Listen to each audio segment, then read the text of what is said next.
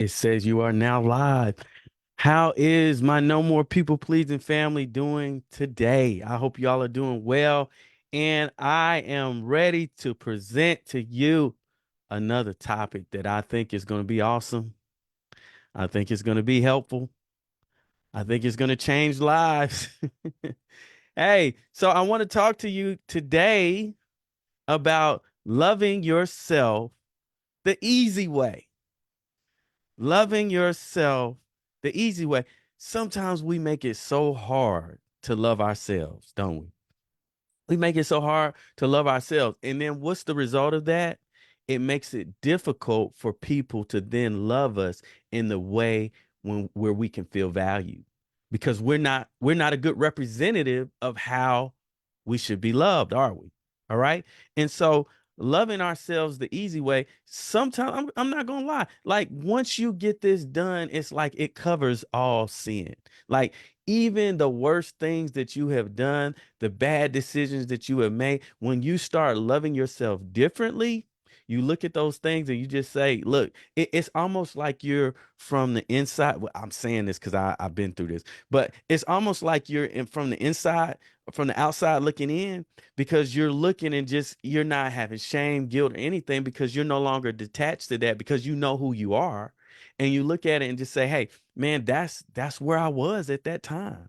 That's, wow, I can't believe I dated that person. I can't believe I was in a relationship with these types of people. And this is how I think about some of my previous situations. And I don't even attract that no more. Sometimes I almost wish that something like that would come in the door so I could just let people, kind of check them. Anyway, but that's not a good thing. But yeah, that's what happens when we start loving ourselves. We start seeing ourselves differently, and we start seeing and taking we just evaluate the way people treat us differently as well. And so we're going to talk a little bit about that. What is it? 326. Okay. We're going to talk a little bit about that. And so I love this quote. I got this quote and I want to share it with you. I want you to think about this, right? It says, the more that you love yourself, the easier it becomes to detach from things that don't love you. All right. The more that you love yourself, the easier it becomes to detach from things that don't love you. Because sometimes that's what we're getting, people who are not reciprocating. Okay. And sometimes the people actually do love us, but like TD Jake said, they've got paint size love. I'm not saying it right.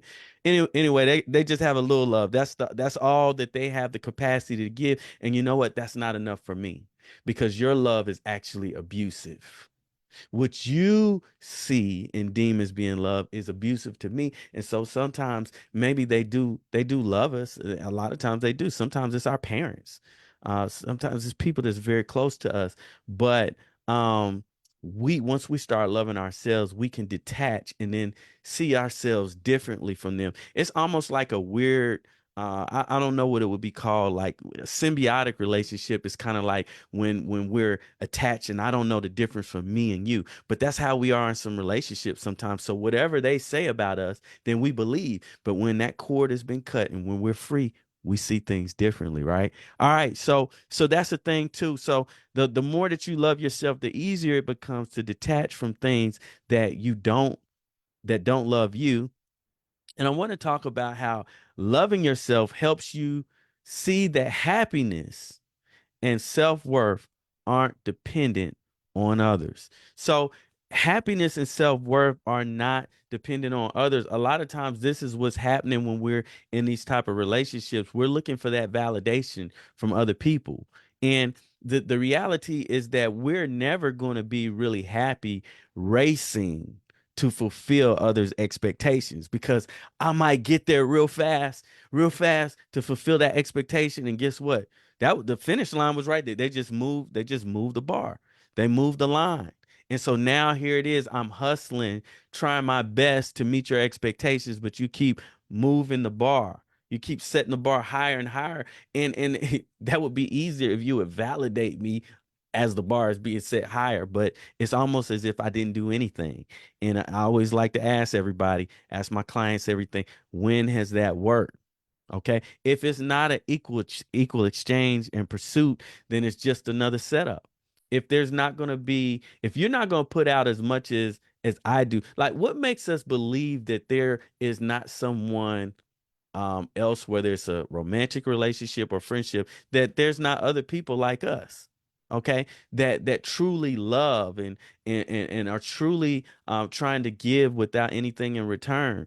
Okay, the thing is that we're not set up and geared to attract that because of our own lack of understanding of how to love ourselves. A lot of times when we're not loving ourselves the way that we need to, we aren't consciously even aware of it. We're just repeating a pattern that was passed down to us. Okay.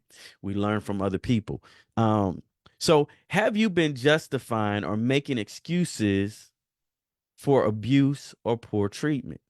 Okay. So when you love yourself more, we no longer justify or make excuses for what is abuse or poor treatment. Have some of you all been in situations to where you find yourself being mistreated? People are using you. Um, People aren't being honest with you. They're embarrassing you.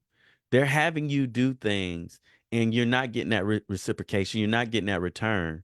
But then I'm making excuses for their actions. Okay.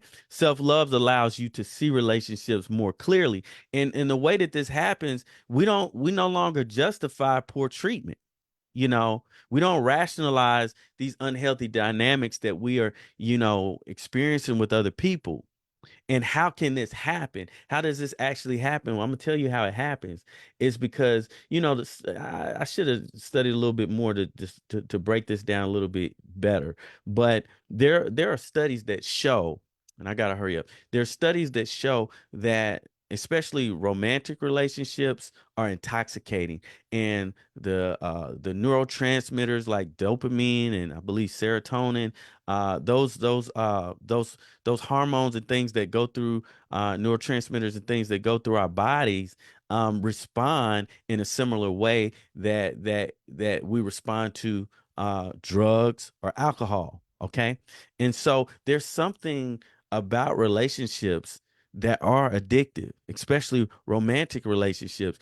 And when we're intoxicated in these relationships, it's very difficult for us to clearly see that we are being wrong when it happens. Okay. But when we improve and up the game as far as our self-love, and we'll talk a little bit about at least one tactic to kind of change that for us, then things change. Self-love allows me to better see when someone else does not care about me. And so this is something that, and y'all probably heard me say this before.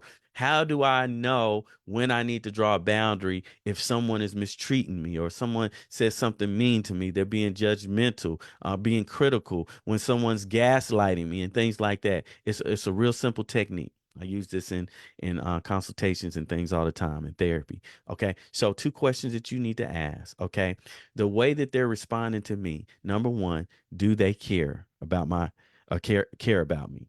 Do I feel that the way that they're responding to me that they care? Number two is, do they have my best interest?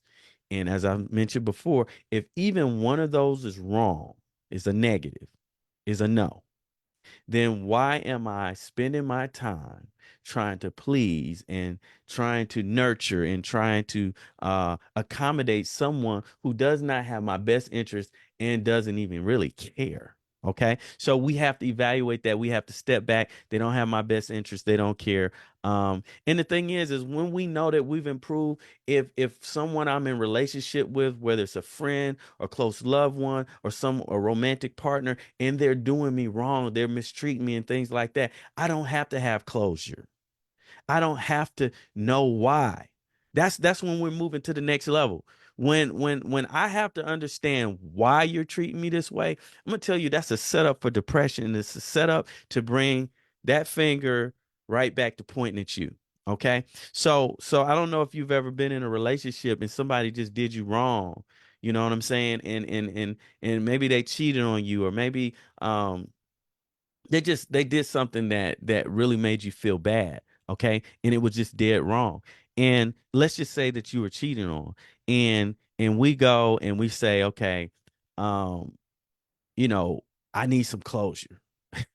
I need closure. For this person that's cheated on me. Have you ever asked yourself the question, why, for one thing, why do I need closure? When someone is mistreating me, what closure means that it's over. That's the closure that you need, right? Closure means it's over. So these explanations, these wandering thoughts, these questions, this confusion is the same thing that keeps me locked in, because they'll convince you of something that is just ridiculous. And because I don't have a solid foundation and belief in what my value is and things like that, then I'm going to receive it. Because really deep down inside, I really feel like that the relationship isn't working right because it's something about me. Okay, so we have to resolve that. That's a part of that pursuit of self love, and this is what we work with coaching and counseling. Okay, so the thing is, so I need closure from someone who cheated on me, and I'm asking, I'm saying, hey, I need closure. And this is a question that you need to kind of ask if you're in a situation like this or been in a situation like this, have a friend that's in a situation. What can they truly say to you about why they cheated? Okay, that's going to be a good answer. When somebody has cheated on you or abused you or stolen things from you, lied about you, made you look stupid, embarrassed you, made you feel like you were this small. Okay. What about that type of treatment? What's going to bring closure? Like, and a closure that you really believe. If you've been cheating on, you say, hey, I need closure about this. Um, what's going to be a good answer for why they cheated on you? You don't need an answer for abuse. The answer is that I need to step away from abusers. I need to learn about myself and try to understand some things about myself, and so that I am no longer attracted to that and it's no longer attracted to me, right? So unyoked or emotionally abusive relationships don't need closure, as I mentioned. They need an escape. That's what we need. It's time to go. So these are some things that we need to understand. I need to understand, why am I attracted to you? That's something that I really need to take some time to understand, why I'm attracted to you. Why do I desire to still be in this relationship? Okay, with you, the way that you treat me. Why do I desire that? I need to know why being in these types of relationships is a pattern for me, because this is not the first and only relationship where this has been a concern, right? I happen to be in these types of relationships very often. So I've got to learn about why that is the case. One way to start loving yourself, also, I want you to see if you've been doing this, okay? Is to be less critical. Okay. Be less critical. How critical are you of you? Sometimes we're our worst critic, we're our own worst enemy. And the reason why we end up being this way is because this is a learned behavior. Okay. Have you ever had somebody talk to you or and they're like, man, or or your mom or dad is like, you need to show me some respect. Okay, that's how we need to be looking at ourselves when we're being critical. Show me some respect before you go judging me, before you go assuming that I don't know what I'm talking about, before you go calling me crazy, before you show me some respect. Have some respect and some compassion for me. That's some of what we need to often be telling ourselves.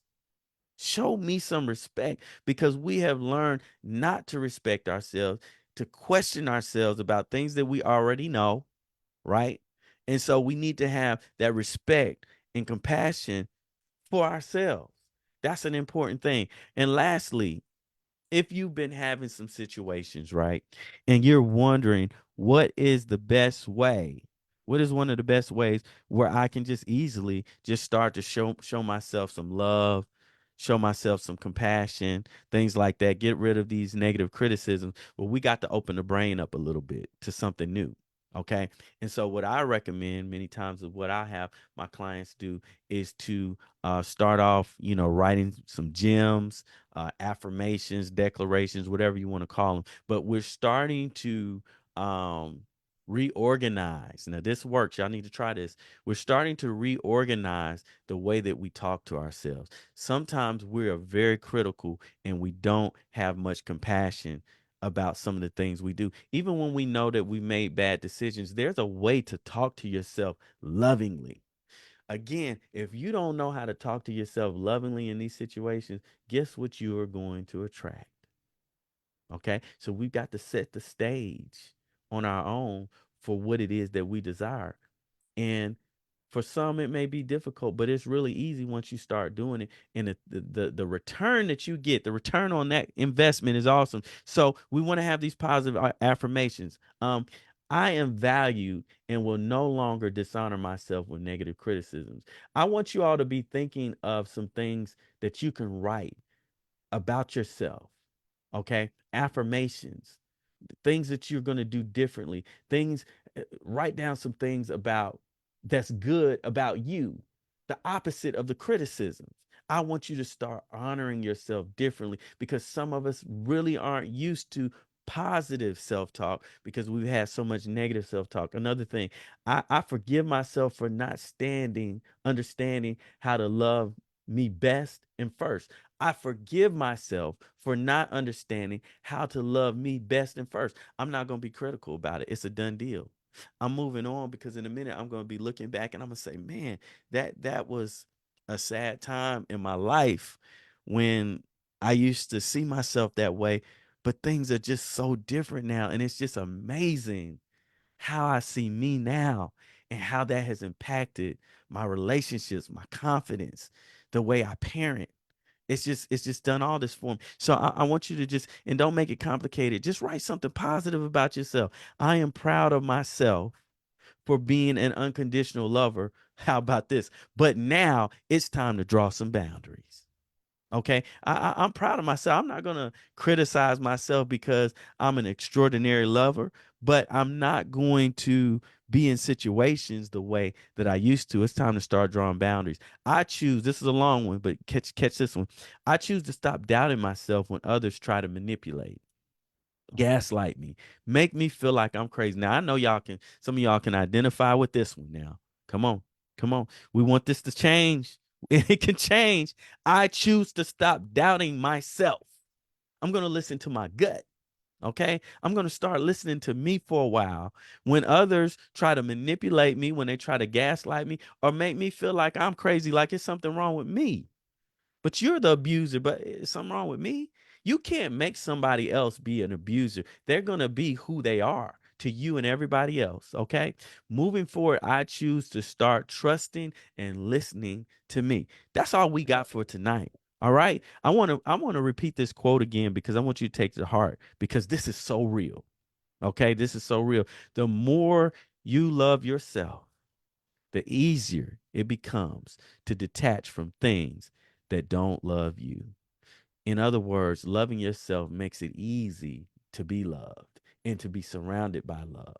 All right, that's it for tonight. Hope to see you all next week and we'll have some more nuggets or gems to drop. All right, y'all take care. Bye-bye.